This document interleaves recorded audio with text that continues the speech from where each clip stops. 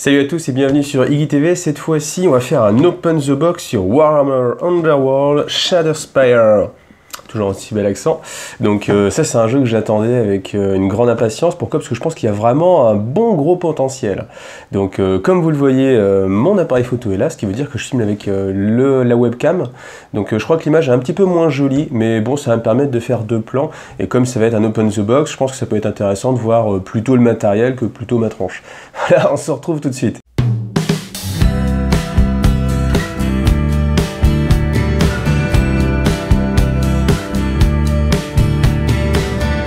Alors Shadowspire, qu'est-ce que c'est? Shadowspire, ça va être un nouveau type de jeu, un jeu qui se veut très compétitif. On peut bien sûr y jouer en mode détendu et bien sûr passer un bon moment, mais c'est un jeu qui va se prêter très bien au format tournoi en fait. C'est-à-dire ce qu'on peut retrouver dans le monde du jeu de cartes à collectionner, comme dans Magic, Yu-Gi-Oh!, Trône de Fer, ou ce genre de jeu, où on va avoir en fait des parties qui sont assez rapides, où en général ça va jouer en 2 manches gagnantes. Et où l'idée, c'est de pouvoir faire un tournoi pendant une après-midi de jeu et d'aller surtout, à mon avis, en magasin. Ça, c'est un jeu qui a pour but de faire venir jouer les gens en magasin. Pourquoi? Parce qu'on va avoir un très petit format, on est sur un jeu d'escarmouche, au maximum, une bande, donc votre armée, hein, ça va faire 5 figurines, donc de 3 à 5 figurines. Donc autant dire que ça tient dans la poche, hein, il n'y a pas grand-chose à amener, il n'y a pas besoin de beaucoup de décors, vous avez juste besoin de ce qu'il y a dans la boîte pour jouer, un paquet de cartes. Et c'est là on va voir que ça devient intéressant et que ça change vraiment par rapport à ce qu'a l'habitude de proposer Games Workshop. On est plus à un jeu de... Enfin, c'est quand même jeu de cartes, jeu de figurines, mais c'est vraiment à la croisée des chemins entre le jeu de cartes et le jeu de figurines. Alors, on regarde un petit peu la boîte, la couverture. Donc un Stormcast, il aura mieux fait de garder son casque. Bon, mais j'aime pas trop non plus avec le casque. Donc entre les deux. Mais avec des têtes nues, je pense que les Stormcast sont un peu plus jolis. Alors, Shadowspire, qu'est-ce qu'on vous propose? Donc le contenu de la boîte, on vous montre les figurines, avec une sorte d'explication rapide, le temps de jeu, 30 minutes, et c'est vrai que c'est une promesse qui m'a l'air tenue. Je pense qu'en termes de jeu, même quand on sait jouer, on peut bien y passer 20 minutes hein, si on en revient. Donc ce qui est plutôt bien, parce que là le but, c'est de faire des parties rapides. Alors, on va ouvrir la boîte. Donc cette boîte en fait je l'ai déjà ouverte, hein, on n'est pas sur un Open the Box non préparé, on est sur un Open the Box où j'ai déjà utilisé le matériel, j'ai déjà joué, et c'est vrai qu'on perd un petit peu le côté surprise, mais je vous avais demandé hein, sur Facebook, sur les commentaires, et c'est vrai qu'il y a eu beaucoup plus de commentaires positifs pour un Open the Box un petit peu trafiqué, où je connais déjà et je sais déjà ce que je parle, enfin ce dont je...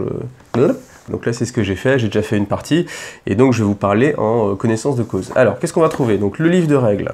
Donc c'est un livre de règles qui va vous détailler l'ensemble des règles, donc de façon assez détaillée, bien évidemment, hein, parce que c'est le livre de règles. Donc vous avez un petit peu d'historique, donc vous précise que Shadowspire, c'est une cité dans le monde de Age of Sigmar, une cité où ses habitants avaient trouvé...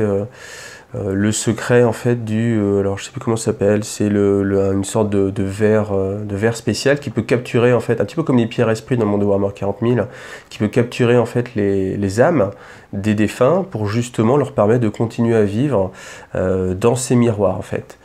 Et on apprend aussi que Nagash, donc le Nagash qui est le dieu de la mort, enfin le dieu de la mort, le dieu de la non-vie plutôt, et en fait il s'est senti un petit peu frustré de ne pas pouvoir récupérer justement ses âmes, et du coup il a jeté une malédiction sur Shadowspire et que la cité a commencé à se transformer et ainsi de suite.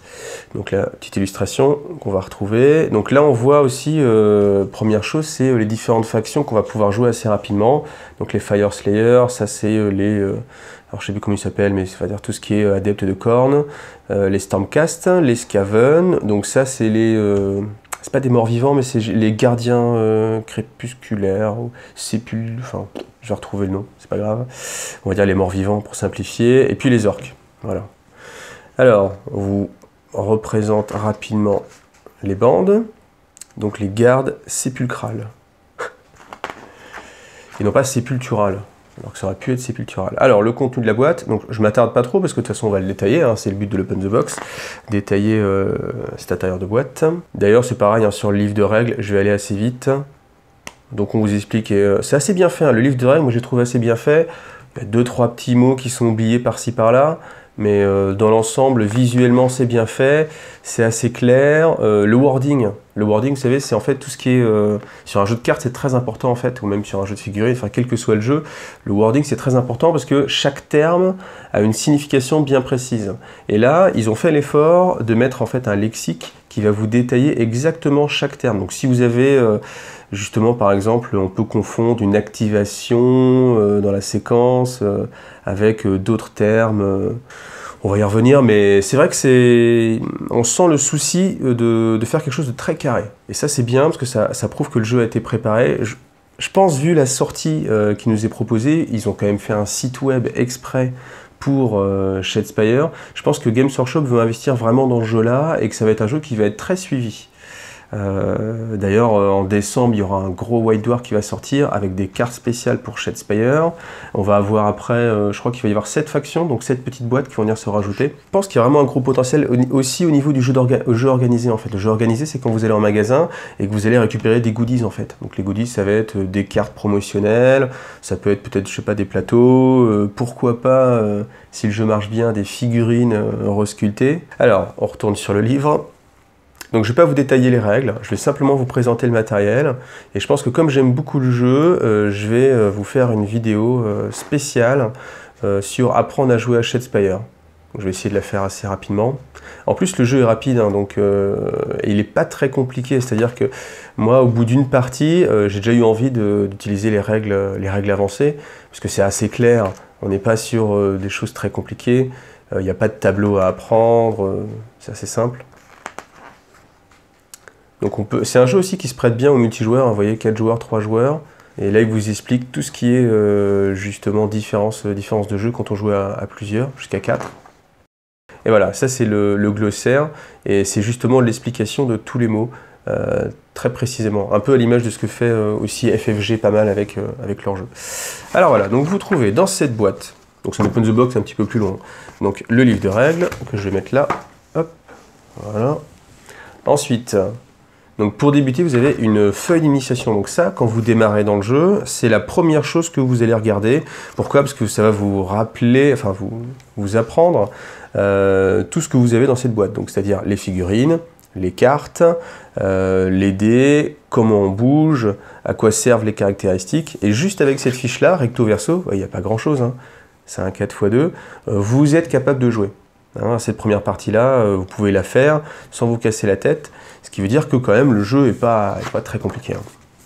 Mais ce qui n'empêche pas d'être... alors voilà, il y a toujours cet éternel débat avec est-ce qu'un jeu simple est forcément simpliste, hein, c'est-à-dire est-ce que si les règles sont simples, je vais pouvoir quand même avoir de la stratégie derrière, de la tactique. Et là, je pense qu'on est dans ce type de jeu-là, c'est-à-dire des règles à la base qui sont assez simples, mais qui offrent quand même beaucoup de possibilités et beaucoup d'anticipation en fait. On verra ça après. Donc, ensuite, vous allez trouver donc 2 plateaux. Alors, les plateaux sont recto verso, et un de chaque côté, comme ça, avec un petit design. On va les revoir de plus près. Donc, voilà. Alors, ce qu'on va trouver sur ces plateaux, c'est la petit bémol. Ça, c'est une zone en fait qui est infranchissable. Pourquoi? Parce que la ligne blanche ici est plus épaisse que la ligne blanche ici. Et moi, je pense que ça aurait été pas mal. D'ailleurs, je me demande si je vais pas faire ça. C'est de colorier tout ça en rouge en fait, pour que ce soit bien visuel. Parce que vous voyez, quand vous voyez le plateau un peu comme ça de loin. Bon, voilà, après, avec l'habitude, évidemment, on va le voir, mais c'est pas forcément tout de suite évident. Ensuite, là, ces petits symboles-là, c'est les points de spawn, en fait. C'est-à-dire que c'est là où vous allez pouvoir déployer vos figurines. Donc, ces plateaux, quand vous allez jouer, vous devez les apporter. Et chaque joueur va utiliser un de ces plateaux, un des plateaux de son choix. D'ailleurs, je pense qu'il n'y a rien qui... Alors, si j'ai un point de règle, mais vous voyez, je suis parti dans le jeu. Il n'y a rien qui précise, a priori, qu'on ne peut pas utiliser 2 fois le même. Donc, pourquoi pas. Alors, il n'y a pas beaucoup de gros changements. Vous voyez, là, il y a juste 2 zones ici. Là, ici, aucune zone sombre. Alors, ensuite, qu'est-ce qu'on va trouver? Vous voyez, moi, j'ai déjà mis ça dans des petits sachets. Donc, des petits dés, parce que serait un jeu de figurines sans dés? Alors, les dés, ils sont de 2 types. Les dés d'attaque, c'est les dés blancs. Alors, qu'est-ce qu'on va retrouver? On va retrouver des phases d'attaque qui vous permettent de savoir si vous avez fait vos réussites ou pas. Et les dés noirs, hop, qui sont en fait des dés de défense, qui servent à savoir si justement vous avez bien réussi votre défense ou pas. Voilà. Donc c'est des dés gravés, donc ça c'est assez sympa, parce que bon, des fois il y a des dés qui sont simplement imprimés, puis à force de jouer avec et de les utiliser, on se retrouve à avoir des symboles effacés. Là au moins il n'y aura pas de souci, c'est du bon matériel. Alors ensuite on va trouver ce qu'on va appeler les marqueurs d'objectifs. Donc ces marqueurs d'objectifs, ils ont deux faces, une face neutre, quand on va les placer, et une face qui va représenter en fait leur valeur. Donc 5, ça veut dire que c'est l'objectif 5, tout simplement. Bon, j'ai pas encore bien l'habitude avec le double matériel. J'ai envie que ce soit un petit peu joli quand même la présentation, donc m'en veuillez pas si c'est pas encore formidablement bien au montage. Ensuite, ce qu'on va trouver, c'est les marqueurs. Alors, hop. Donc il y a beaucoup de petits marqueurs. Alors qu'est-ce qu'on va avoir? Ça, c'est les marqueurs de gloire, qui sont double face. Donc c'est simplement vos points de victoire, en fait. Plus vous en avez, mieux c'est. Qu'est-ce qu'on va trouver d'autre? On va trouver, donc ça, c'est les blessures. Petit marqueur recto verso. Voilà. Donc quand vous prenez un point de dommage, bah, vous prenez un petit marqueur de blessure. Ensuite, qu'est-ce qu'on va avoir? On va avoir ça. Donc ça, c'est les marqueurs d'activation. C'est-à-dire que dans un tour de jeu, vous allez avoir 4 actions possibles. Comme ça, 4 actions possibles. Et ces actions-là, ça va être en fait, je ne vais pas le détailler tout de suite maintenant, mais en fait l'idée c'est simplement une fois que vous avez fait votre activation, vous le passez en face cachée, et puis comme ça c'est terminé. Alors ensuite ce qu'on va trouver aussi, c'est ces petits marqueurs-là. Alors ces marqueurs-là, en fait, ils vont vous servir quand vous mettez en garde, donc pour vous rappeler que vous avez un état défensif. Et ensuite, celui-ci, qui est double face différente, qui va signaler si vous avez déjà bougé, parce que les figurines pourront bouger qu'une seule fois par tour, ou si vous avez fait une charge. Donc ça, c'est une charge, ça veut dire plus aucune activation, et ça veut dire j'ai déjà bougé, donc je ne pourrai plus rebouger pendant ce tour-là. Voilà. Et puis après, vous voyez, vous avez plein de marqueurs, donc il y en aura assez, quel que soit le nombre de joueurs, je pense que ça ne va pas trop poser de problème. Alors, est-ce qu'on garde les figurines pour la fin? Oui. Donc ensuite, vous avez des petits paquets de cartes. Donc là aussi, c'est très bien fait. Pourquoi? Parce que ces paquets de cartes sont déjà triés. Alors, ils ne sont pas directement vendus avec des protections. Moi, j'ai directement des protections dessus.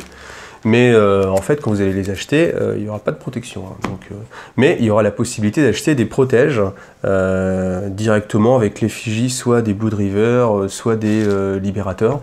Et je pense qu'avec chaque faction qui va sortir, ils vont sortir des protèges adaptés. Sinon, c'est le format standard, c'est-à-dire le format gris, le format Magic, tout ça. Alors, qu'est-ce qu'on vous dit? On vous dit, ouvrez ce paquet. Dès votre première partie, il contient les cartes de combattants, la pile d'objectifs et la pile de pouvoir des Blood Rivers. Alors, hop. Donc ça, déjà, première chose, ça, vous n'allez pas l'avoir directement dans la carte. Alors, je vais vous le sortir, la carte. Ça, enfin, dans la boîte de jeu. Ça, c'est des cartes promotionnelles. Donc, c'est là où je vous dis que le jeu organisé, justement, il commence à être bien pensé. C'est que si vous venez jouer dans un magasin, donc chez un revendeur ou, j'imagine, dans les magasins games aussi, tout en sachant que c'est un produit qui, dans un premier temps, alors ça c'est une information que tout le monde n'a pas, c'est que dans un premier temps, Shadespire, ça va être disponible et en magasin Games Workshop et en magasin revendeur. Par contre, avec le temps, ça va être comme Blood Bowl. Ces jeux, c'est un petit peu des jeux spécialisés qui vont être uniquement trouvables, donc soit sur le site de Games Workshop directement, soit chez les revendeurs, mais pas chez les boutiques Games Workshop. Donc le jeu organisé, ça va être chez les revendeurs. Alors, donc, qu'est-ce que c'est qu'une carte promotionnelle? Alors, est-ce que je vais réussir à vous le montrer? Alors, je ne le vois pas à l'écran, mais on voit en fait qu'il y a des petites fissures, c'est-à-dire que ça représente un miroir. Ah, voilà, là, allez, bon, alors évidemment, vous avez la softbox qui gâche un peu le truc, mais là, vous voyez, en fait, ça fait comme une toile d'araignée, ça fait comme un miroir brisé. Donc, sur votre figurine, vous avez, enfin, sur votre carte, vous avez cette sorte de vernis sélectif, un petit peu, ce qu'on peut trouver. Voilà, donc ça va être les cartes promotionnelles que vous allez pouvoir avoir si vous venez jouer chez votre revendeur. Tac, tac, tac. Je les mets de côté, parce que de toute façon, vous n'allez pas les avoir directement. Et on va regarder donc les cartes. Alors, les cartes, comment ça se présente? Vous voyez, comme ceci. Donc, c'est des cartes qui sont recto verso. Pourquoi? Parce que vos personnages, en fait, peuvent devenir exaltés. Vous avez toujours une petite condition pour l'exalter, ça c'est ce qui est en jaune. Une fois qu'il est exalté, il se transforme en super guerrier, les plus forts, il bouge plus vite, il a des petites capacités des fois. Donc les Blood River, vous verrez, c'est plutôt les faiblards, ils sont nombreux, ils sont un petit peu rapides mais pas très endurants, ils frappent pas forcément très fort, ça dépend de chaque personnage, mais voilà. Donc des cartes, donc vous avez trouvé 5 cartes, 5 cartes pour les 5 combattants. Hop, et la dernière. Bon, j'ai pas encore bien l'habitude de prendre des choses à travers la vision du téléphone, donc c'est pour ça que ma main, elle fait un petit peu genre, elle bug un petit peu, voilà. Donc voilà, ça c'est ce qu'on va retrouver, donc les cartes. Cartes de combattants, dans un premier temps. Alors, je vais vous enlever les tokens, comme ça vous allez pouvoir les voir ici. Ensuite, il y a deux catégories de cartes. On va avoir les cartes avec ce fond jaune, comme ça là. Ça va être les cartes d'objectif. Je vais vous les remontrer évidemment, c'est plus pratique comme ça. Donc carte jaune, carte d'objectif, et ça, les cartes de pouvoir. Objectif, pouvoir. Alors, on va commencer avec les cartes d'objectif. Qu'est-ce que c'est?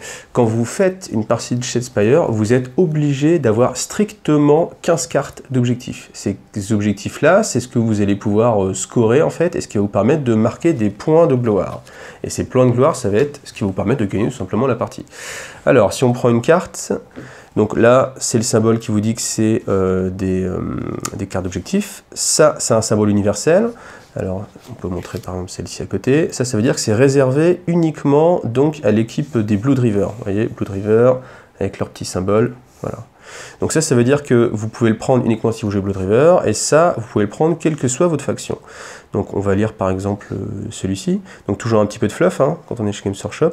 Donc marquez ceci à une phase de fin si vous tenez l'objectif numéro 2. Et vous gagnez un point de gloire. Alors ça, c'est quand on joue à 3, et ça, c'est quand on joue à 4. Donc ça veut dire que c'est quand même bien pensé pour le multijoueur. C'est pas des...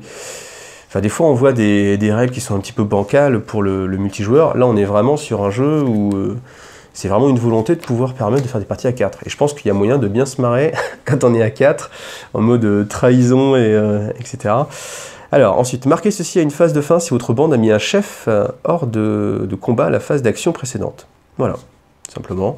Alors on va avoir différents types d'objectifs, on va avoir des objectifs qui permettent la capture de zones, donc vous voyez les objectifs, hein, on vous rappelle, hop, c'est ce genre de choses là, voilà, et on va avoir en fait des objectifs qui sont plus typiques à l'archétype en fait de votre bande, c'est-à-dire que les Stormcast, ils vont avoir des choses assez défensives, pas forcément sur la destruction de la bande ennemie, alors que justement les Blood River, eux, ça va plutôt être faire des dommages ou même mourir eux-mêmes, ce genre de choses. Alors ensuite, on va voir les cartes d'action. Donc les cartes d'action, il y a deux types de cartes d'action. Il y a les cartes d'amélioration et les cartes que je viens d'oublier le nom, les cartes de filouterie, les cartes de... Hop! Donc ça s'appelle les cartes de subterfuge. Donc une carte d'amélioration, vous la reconnaissez, pourquoi? Parce que vous avez le petit symbole engrenage. Une carte de subterfuge, vous la reconnaissez parce que vous avez le symbole du petit couteau.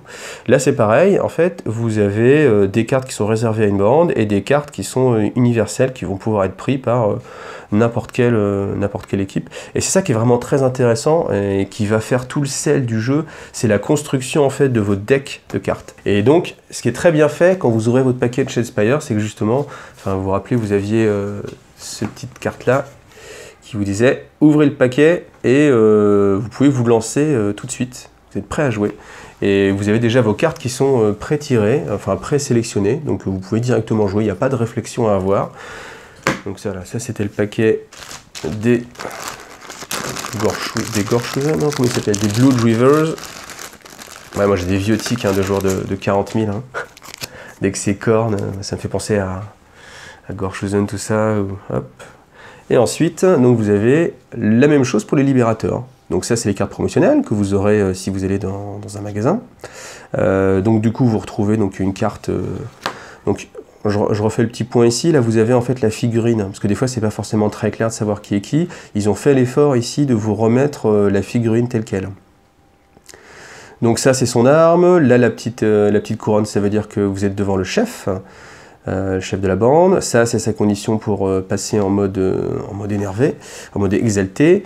Là le nombre de mouvements, donc ça veut dire que vous bougez 3 cases. Ça, le nombre de dés qu'il lance en défense, donc ça c'était aussi... pour les attaques, on va faire pareil, hein. C'est-à-dire ça, c'est à une case de distance, il lance 2 dés, il met 3 dommages.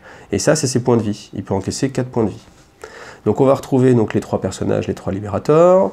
Après, donc, vous voyez, ça c'est générique, hein, même si dessus, hein, c'est un guerrier du chaos. Comme c'est un symbole générique, ça veut dire que n'importe quelle bande peut le jouer. Après, vous avez bien sûr des symboles spécifiques, donc à la bande des libérateurs, et avec... même une clause en plus. Ici, vous voyez, c'est réservé à Bright Shield. Donc Bright Shield, c'est un des 3 personnages qu'on va avoir chez le Libérateur. C'est-à-dire cette carte d'amélioration ne peut être donnée que à Bright Shield. Donc voilà, puis après je vais passer. Vous avez votre deck qui est déjà fait. Et puis après, les objectifs. Donc vous allez avoir des objectifs qui sont spécifiques en fait au Stormcast. Et puis les objectifs classiques que tout le monde va avoir, c'est-à-dire, vous voyez, on a toujours tenir l'objectif 2. Voilà. Et troisième paquet de cartes. Donc là, ça va être le paquet pour commencer à rentrer un petit peu dans le jeu. Et puis se faire plaisir, parce que je pense que... Enfin, moi, j'ai été aussi beaucoup joueur de jeux de cartes, Magic. J'ai passé pas mal d'années dessus, avant que les figurines triomphent. Bon, c'est un autre débat. Tiens, je pourrais faire un jour comme ça un débat. Mais mettez-moi dans les commentaires dire si ça peut vous intéresser des débats genre, enfin des trucs, je sais pas, là je pars en live, mais je me dis Magic versus figurine, jeu de cartes versus jeu de figurine, est-ce que c'est intéressant ou pas? Voilà, ça peut être une piste à explorer. Alors, on revient bien sûr à l'ouverture. Donc carte bonus, n'ouvrez ce paquet qu'après quelques parties, et il contient diverses cartes d'objets et d'autres cartes de pouvoir en permettant de constituer de nouvelles piles pour chaque bande. Donc je vous avoue que moi, dès la première partie passée, j'ai envie d'intégrer ces cartes. Faut pas avoir peur de justement customiser son deck. Alors, qu'est-ce qu'on va trouver? On va retrouver... Alors comment je le mets? Comme ça? Hop, comme ça c'est pas mal. Faut que je prenne l'habitude, je vous rappelle. Alors, on va retrouver donc des cartes de pouvoir, des cartes comment ça s'appelle? Des cartes de scoring, des cartes de... Je vais faire une pause encore pour ça. Des cartes d'objectifs, voilà. Des cartes d'objectifs. Et puis, bien sûr, à chaque fois, alors là, je les ai triées. Donc, ça, c'est les neutres qu'on va pouvoir utiliser, quelle que soit en fait votre faction. Après, celles qui sont spécifiques alors, comment ils s'appellent? Les Bloodreavers, et celles qui sont spécifiques aux Libérateurs. L'intérêt en fait de Shadespire aussi, c'est que c'est un jeu qui va évoluer au fil des sorties, un peu ce qu'on voit avec le système de... Alors ce qu'on appelle les LCG, c'est-à-dire les Living Card Games, les jeux de cartes pas collectionnés, c'est-à-dire que quand vous achetez un paquet de cartes, vous avez directement à l'intérieur un exemplaire de chaque carte. Ou 3 exemplaires si vous avez un playset, c'est ce que fait beaucoup FFG, ce qui veut dire qu'il n'y a pas ce qu'on retrouve chez Magic par exemple, où quand vous ouvrez votre paquet, c'est au petit bonheur de la chance. Si vous êtes verni, vous avez de la chance, mais si vous cherchez une carte en particulier, souvent il va falloir plutôt passer par soit de l'échange, soit de la vente de cartes à l'unité. Là, dans Shadespire, à chaque fois qu'ils vont sortir en fait une nouvelle boîte, parce qu'il va y avoir en fait des petits des booster packs, je sais pas comment ça va s'appeler. On va regarder sur le côté de la boîte parce que ça va être marqué. Vous allez avoir à l'intérieur donc une autre bande avec d'autres figurines et puis aussi des cartes que vous allez pouvoir utiliser quelle que soit votre faction. Et je pense que si vous accrochez à Shadespire, vous allez vraiment avoir envie d'acheter toutes les bandes, ne serait-ce que pour avoir justement toutes les cartes et de pouvoir customiser votre paquet et faire quelque chose qui ressemble à votre style de jeu en fait. Donc voilà, je passe rapidement sur ces cartes-là. Pourquoi je passe rapidement? Parce que ce qui vous intéresse aussi, en tant que fidèle abonné de Iggy TV, comment ça vous n'êtes pas abonné? Eh bien abonnez-vous. Maintenant? Non, maintenant... Ah si, abonnez-vous, allez. Ce qui vous intéresse, si vous regardez ma chaîne, c'est aussi les figurines. Et les figurines, je dois dire qu'elles sont plutôt pas mal. Donc là, évidemment, elles sont déjà montées. Quand vous les récupérez dans la boîte, elles sont sur grappe. Donc c'est des grappes colorées. Vous voyez, là, je vais vous montrer directement les deux couleurs. Donc ça reste du plastique qui va se coller avec la colle plastique directement. Mais ces figurines-là, comme c'est vraiment prévu pour s'adresser à des joueurs qui ne sont pas forcément des figurinistes, elles peuvent se clipser directement. Donc c'est-à-dire que vous déballez votre boîte, vous avez besoin de... Alors, bon, faut quand même dégrapper les figurines, ça reste toujours le petit bémol. Si on veut vraiment être jusqu'au boutiste et dire cette carte, faut vraiment aucune compétence, enfin aucun matériel, il faut quand même pouvoir dégrapper les figurines et on va pas pouvoir les arracher comme ça. Donc il vous faut soit une pince coupante, soit un cutter. Ça reste difficile de faire autrement. Donc on va détailler. Alors on commence par quoi? Les libérateurs. Allez, les libérateurs. Alors pour que ce soit un petit peu plus joli pour vous présenter les figurines et puis qu'on reste dans l'atmosphère, donc j'ai changé un petit peu le fond. Donc on va commencer avec donc le chef qui s'appelle Bright Shield, je crois. Donc le socle, moi, je trouve assez réussi. Vous voyez, il est assez texturé. Je pense qu'il y a moyen de faire une belle peinture dessus. La figurine en elle-même est quand même pas mal détaillée. C'est du plastique rigide, on est chez Games Workshop. C'est-à-dire on va pas avoir du plastique mou comme on peut avoir chez Cool Mini ou ce genre de choses avec du zombicide.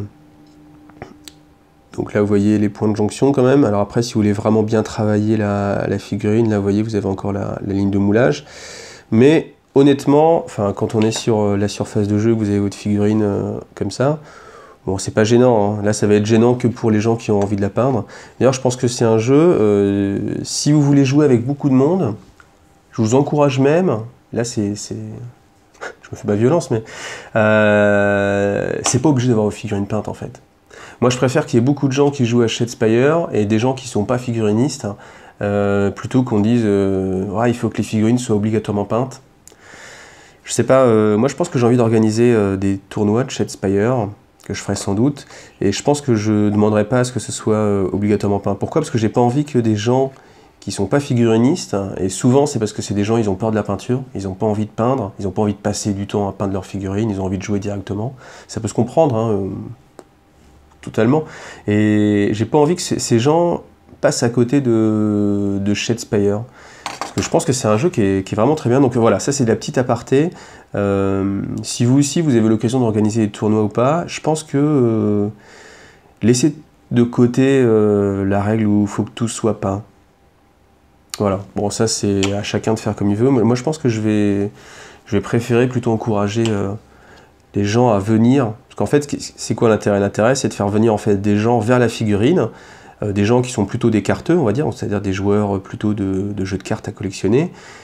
Et pourquoi pas, après ils peuvent se prendre au jeu et ils peuvent aimer les figurines et avoir envie de les peindre. Mais se limiter uniquement à des figurinistes, je trouve ça un petit peu dommage pour ce jeu-là. Bon, ça c'est un autre débat. Je m'égare un petit peu. Alors, elle, comment elle s'appelle? Elle s'appelle... Ah oui, donc il s'appelle Angarad Brightshield, ce qui veut dire que lui, il s'appelle pas du tout Brightshield, il s'appelle Séverin Steelheart. Bon, bah c'est ça, hein, de mettre que des noms en anglais. Hein. Il s'appellerait Séverin le Magnifique, j'aurais plus mémorisé, mais c'est vrai que j'ai du mal à mémoriser tout ce qui est anglo-saxon. Alors, donc elle, c'est une héroïne Stormcast. Donc toujours avec le casque, c'est dommage parce que si vous avez vu je vais vous mettre un petit encadré, la figurine qu'il y a dans une des dernières boîtes qui sont sorties qui s'appelle, oh, il y a trop de noms anglais encore, enfin je vais vous mettre la photo où vous avez une Stormcast en fait qui est tête nue et que je trouve vraiment très très réussi comme figurine. Et là à chaque fois sur les Stormcast, ce masque ça les rend complètement impersonnels. Le bouclier il est assez grand, proéminent, vous voyez quand vous voyez la figurine comme ça fait pas envie.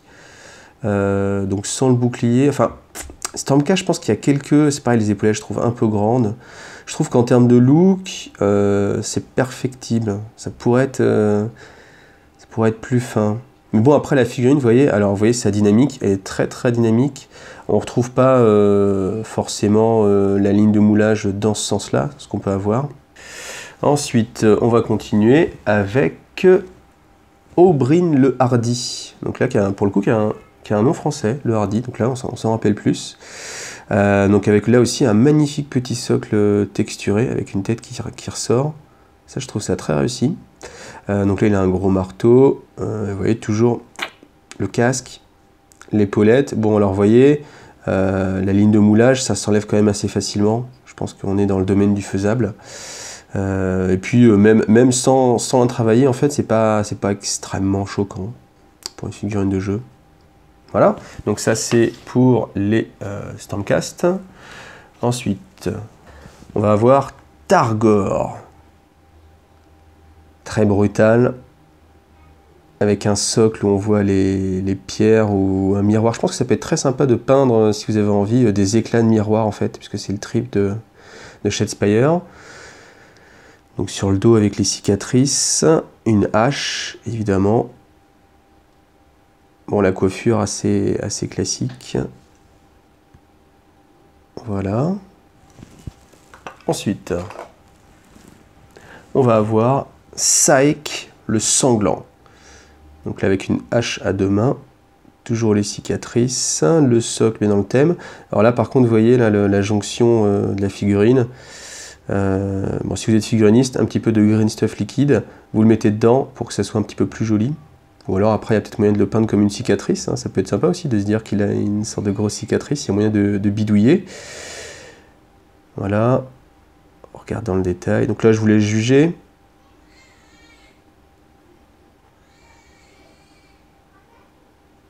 Alors je vais me dépêcher, parce qu'il y a le nouveau bébé qui vient d'arriver, qui est en train de pleurnicher. Carsus l'enchaîné, donc Carsus l'enchaîné, là aussi une figurine très dynamique, vous voyez dans la posture. Alors attendez, hop là voilà. Figurine très dynamique. Ça on peut pas leur reprocher à Games Workshop de faire des figurines statiques comme ce qu'on peut voir. Hein. Enfin ce qu'il y avait à une époque, ou ce qu'on peut voir chez d'autres gammes de figurines. Voilà, ensuite, on va laisser le chef pour la fin. Donc du coup, là, on a Arnulf. Donc avec son casque, aussi le tatouage. Donc là, vous voyez, à l'intérieur, le symbole de corne. Le socle assez classique, une dague. Voilà, là je vous laisse apprécier hein, la figurine, évidemment. J'avais dit encore très dynamique, mais je l'ai dit à chaque figurine quasiment. Donc, mais vous voyez, là, on en est bien dans une attitude volontaire. Hop. Et on va enchaîner avec donc, le leader, Garrick Gorebeard. Gorebeard. Donc la barbe gore. Voilà, on va regarder de près. Donc beaucoup de détails. Vous voyez les chaînes qui pendent avec tous les petits symboles de cornes. Là, les petites ceintures sur l'avant-bras. Coiffure un petit peu plus traditionnelle aussi. La tête, qui tient bien détaillée. Donc le socle, hein, c'est comme tous ses compagnons. Et voilà. Donc des figurines, ma foi, fort sympathiques, qui donnent envie de jouer. Donc bah voilà, je vous ai présenté tout ce qu'il y avait dans Shadespire. Bon, je me suis un petit peu laissé égarer sur les règles, parce que moi c'est ce que j'aime faire en fait là, c'est que je me rends compte, c'est vrai que j'aime bien expliquer les règles. Alors on fait un petit final sur qu'est-ce qu'on va trouver bientôt. Donc les Boys d'Iron Skull, donc ça va être un des petits paquets qui va sortir. Donc dans ces paquets, à chaque fois vous allez avoir une bande et puis une soixantaine de cartes. Alors vous voyez, ça va se présenter comme ça. Alors j'ai un doute sur le prix, je sais plus si ça va être... je crois que ça va être 20 €. Si c'est 20 €, honnêtement c'est pas mal, c'est super pas cher, parce que quand on voit qu'un paquet de cartes de Trône de Fer par exemple, c'est vendu à 15 €. Et pour vos 15 €, vous avez juste des cartes. Là, pour 5 € de plus, si vous avez les figurines. Donc là, ça sera vraiment pas cher. Je me rappelle plus du prix. Alors, si c'est 40, évidemment, j'ai l'air con. Bah, et puis, tant pis, hein, ça sera plus cher. À 40, mais je sais plus combien c'est. Donc, je préfère pas trop m'avancer dessus. Soit, je pense que ce sera 20 quand même. Et si c'est 20, c'est vraiment bien joué. Et je pense qu'honnêtement, c'est... Alors, la boîte de base, ah oui, je vous ai pas dit le prix. La boîte de base, elle est à 50 €. Donc, dans 50 €, vous allez avoir un jeu qui joue à 2 joueurs. Avec des figurines, vous avez donc toutes ces figurines. Au niveau matériel de jeu, je pense que c'est pas mal. C'est pas mal pour du Games Workshop. C'est-à-dire qu'en tant que boîte de jeu simple, ça se tient, 50 €. Pour du jeu de société, c'est un petit peu cher, parce que les boîtes de jeu, en général, c'est dans les 40 €. Sauf que dès qu'on tombe sur des boîtes avec des figurines à l'intérieur, donc en général, il y a plus de figurines, mais tout de suite, on va taper dans les 90, voire plus. Donc 50 €, je pense que globalement, peut-être que c'est quand même pas cher. Donc je trouve que ça plutôt pas mal. Si les boosters, ils sont effectivement à 20 € comme je pense, et j'espère ne pas me tromper, honnêtement, c'est très bien joué, parce qu'on est dans des prix qui sont très abordables pour le monde du jeu de société, évidemment. Et puis ça va vous permettre comme ça de jouer. Voilà, donc on va se retrouver bientôt pour une vidéo spéciale où je vais vous présenter les règles, hein, comme ça vous saurez directement jouer, et je vais essayer de vous la faire avant la sortie en fait de la boîte. Et puis bah voilà, c'est tout. Abonnez-vous à ma chaîne, mettez des likes, mettez des commentaires sur ce que vous pensez. Alors vous voyez, j'essaye de m'améliorer, tout ça. On utilise la webcam. Alors je sais que l'image est un petit peu moins bien, ça je l'ai vu. J'utilise aussi le smartphone maintenant pour faire les gros plans, parce que lui il a vraiment une très belle image. Donc je suis assez content là-dessus. Et puis bah, j'espère qu'avec le montage, tout ça, ça va vous plaire. Je vous dis à bientôt pour une prochaine vidéo.